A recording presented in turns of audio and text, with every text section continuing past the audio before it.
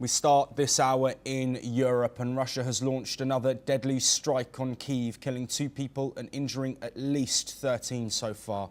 The city's military administration confirmed the casualties on Thursday morning following earlier warnings of incoming missiles. Air raid sirens sounded throughout the night as drones and missiles struck residential areas.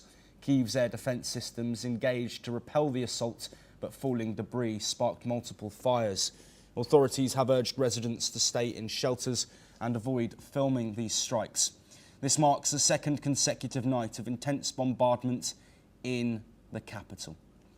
Well, joining us to discuss these developments, Glenn Grant, an ex-advisor to the Ukrainian Defence Minister, who's joining us from Riga, Latvia. As always, Glenn, thank you ever so much for being here. Thank you.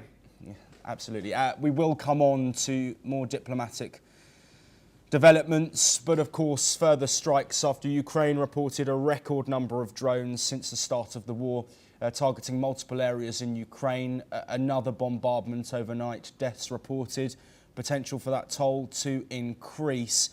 What's the significance of Russia's intensifying strikes, but also on cities and civilian areas seemingly?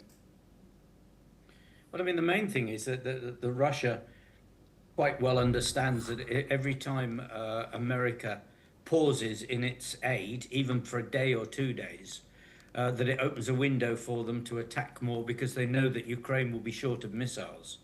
So, they're using this last stop of handing over weapons by Hegseth as an opportunity, and will keep doing so until they understand that Ukraine has got some strength back. But I hear that actually that although Trump said more missiles, that it's actually probably only a small percentage of that which is needed are likely to arrive.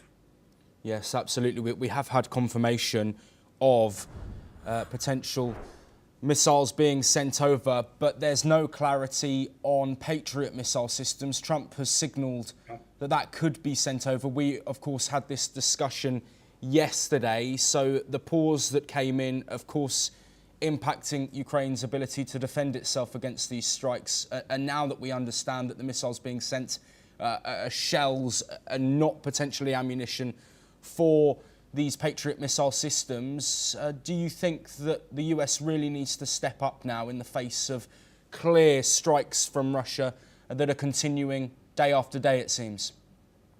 Well, I mean, I've been saying for the last 2-3 years that the American government is working on behalf of Russia, even if they don't want to seem so, even if they're trying to say otherwise. But everything they're doing, every time Ukraine actually seems to get on top of the battle, America pauses in its aid and causes Ukraine to go backwards again and more people to die. If America is serious in supporting Ukraine, then it's going about it in an extremely strange way.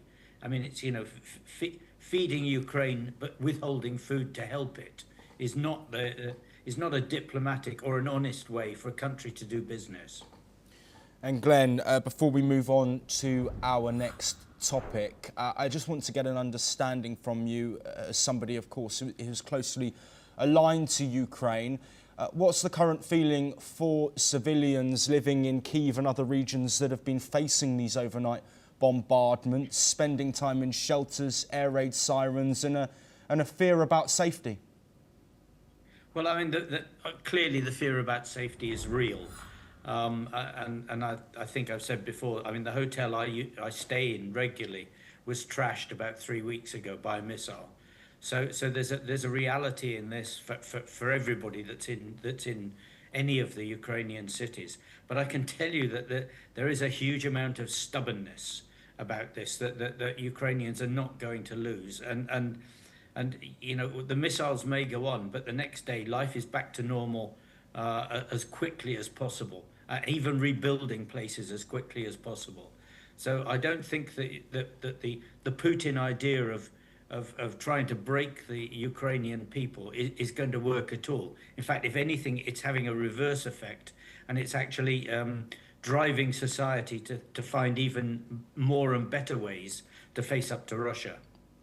Yes, Glenn, if you stay with us, we're now going to move